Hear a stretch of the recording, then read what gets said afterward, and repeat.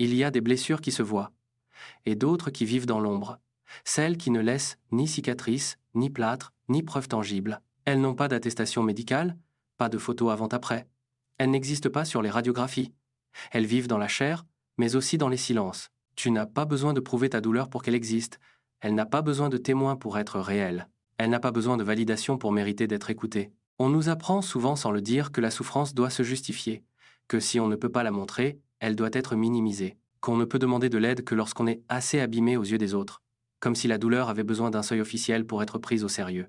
Mais la vérité, c'est que la douleur invisible est parfois la plus lourde à porter, parce qu'en plus de la vivre, tu dois la défendre. Expliquer, justifier, traduire ce que personne ne voit. Tu dois trouver des mots pour un poids qui ne se mesure pas. Et dans ce processus, tu t'épuises encore plus. Parce qu'on ne devrait pas avoir à convaincre pour être entendu. Parce qu'on ne devrait pas devoir faire la démonstration de ce qui nous fait mal. Peut-être que toi aussi, tu t'es déjà senti coupable. Coupable de ne pas avoir assez de preuves. Coupable de paraître normal alors que tu tiens à peine debout. Coupable de sourire alors que tout brûle à l'intérieur.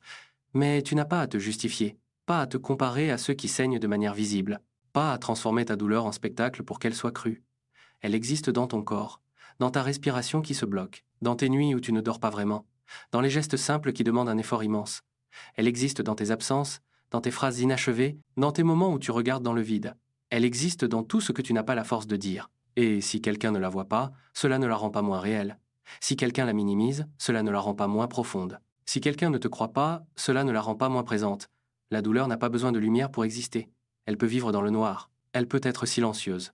Et pourtant, elle peut changer le rythme de tes journées, altérer la manière dont tu respires, transformer la façon dont tu vois le monde. Alors, garde cette vérité en toi.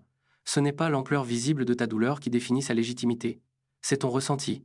Et ça, personne ne peut te le retirer. Tu n'as pas à prouver ta douleur. Elle est déjà là.